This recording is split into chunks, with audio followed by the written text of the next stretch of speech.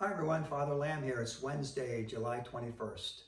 I'd like to share with you just a couple verses from the second letter of St. Paul to the Corinthians, beginning at chapter 6. This is verse 1 and 2.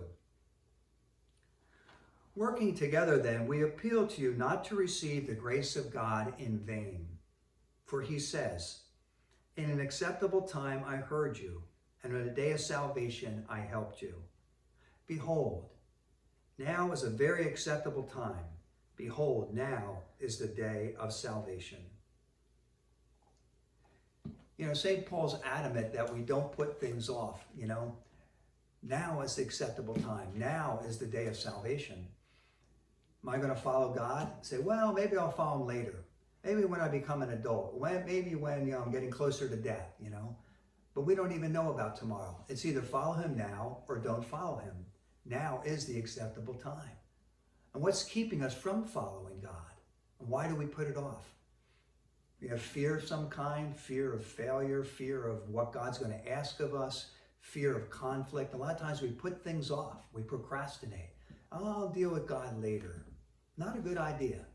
St. Paul is adamant. Now is the acceptable time. Now is the day of salvation. I want to share with you a little poem.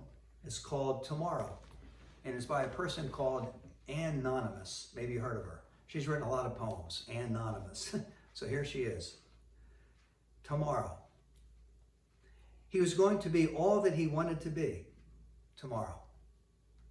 None would be kinder or braver than he. Tomorrow. A friend who was troubled and weary he knew, who'd be glad of a lift and who needed it too. On him he would call and see what he could do tomorrow. Each morning he stacked up the letters he'd write tomorrow. He thought of the folks he would fill with delight tomorrow, but hadn't 1 minute to stop on his way. More time I would give to others, he'd say, tomorrow. The greatest of disciples this man would have been tomorrow. The world would have hailed him if he had seen tomorrow. But in fact, he passed on and he faded from view. And all that he left here when living was through was a mountain of things he intended to do tomorrow. It's so easy for us just to put things off until tomorrow, but now is the acceptable time. Now is the day of salvation.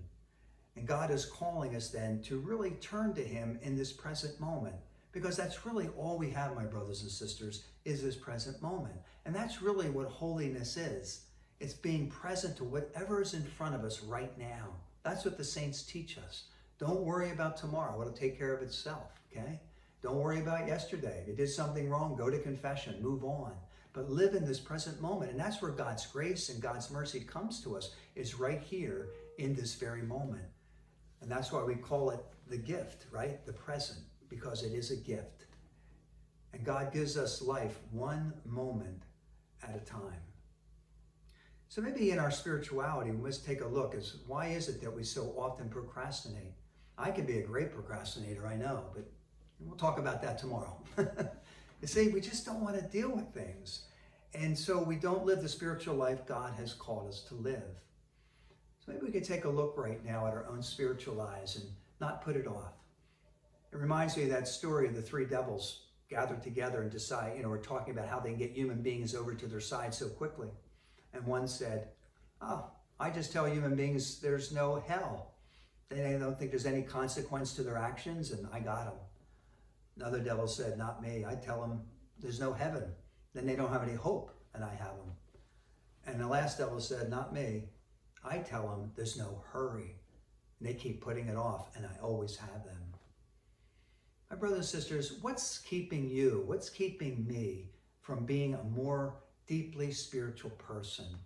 What's keeping us from being the Christians that God has called us to be?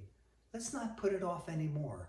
Let's turn to the Lord who comes to us in this present moment. He comes to us in our sinfulness and our brokenness and our weakness and our humanness. And he just wants to have a relationship with us. He is our dad, our Abba. Why not turn to him now? It doesn't get any better than that. St. Paul's right. Now is the acceptable time. Now is the day of salvation. Turn to Jesus Christ now. God bless you.